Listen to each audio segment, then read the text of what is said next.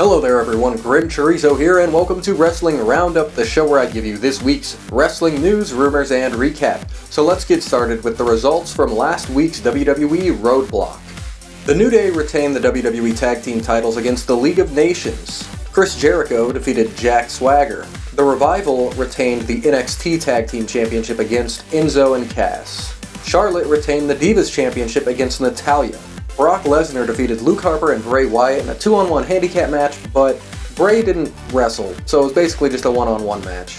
Sami Zayn defeated Stardust, and Triple H retained the WWE World Heavyweight Championship against Dean Ambrose. So yeah, Roadblock, it was a fun show to watch, just good wrestling. It didn't really advance anything, no titles changed hands, no storylines really progressed, but if you just want to see some pretty good matches, check it out. So on Raw, the New Day defended the tag team titles against the League of Nations once again, and they retained again, but after the match, the League of Nations beat down the New Day. In a backstage segment, Mick Foley came up to Dean Ambrose and presented him with a gift. He passed the torch by giving Dean Ambrose Barbie. Triple H actually wrestled on Raw. He had a match with Dolph Ziggler that he won, and then after the match, Roman Reigns returned and attacked Triple H.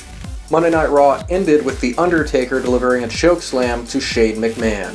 So 4 new matches have been added to the WrestleMania card, including the New Day versus the League of Nations. I'm honestly not sure if it's for the tag team titles. I don't know if it's 4-on-3, I don't know if it's 3-on-3, I don't know if it's 2-on-2. I don't know. All I know is it's going to be New Day versus League of Nations. They haven't really said if the titles are involved. I would assume so, but I don't know. Kalisto versus Ryback for the United States Championship, the Usos versus the Dudley Boys, and the return of the Andre the Giant Memorial Battle Royal. So as of right now, here is the card for NXT TakeOver Dallas. Finn Balor versus Samoa Joe for the NXT Championship. Baron Corbin versus Austin Aries. Bayley versus Asuka for the NXT Women's Championship.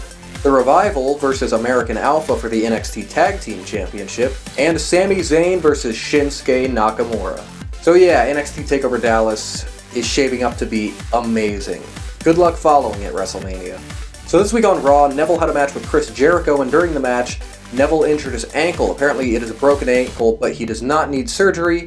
He should be back in 2 to 3 months. Also during that match, Chris Jericho handled it like a true veteran, went for the pinfall. Charles Robinson didn't get the memo, so Jericho caused a disqualification to protect Neville, yet still give him the victory. What a pro. This week, Drew Galloway won the TNA World Heavyweight Championship.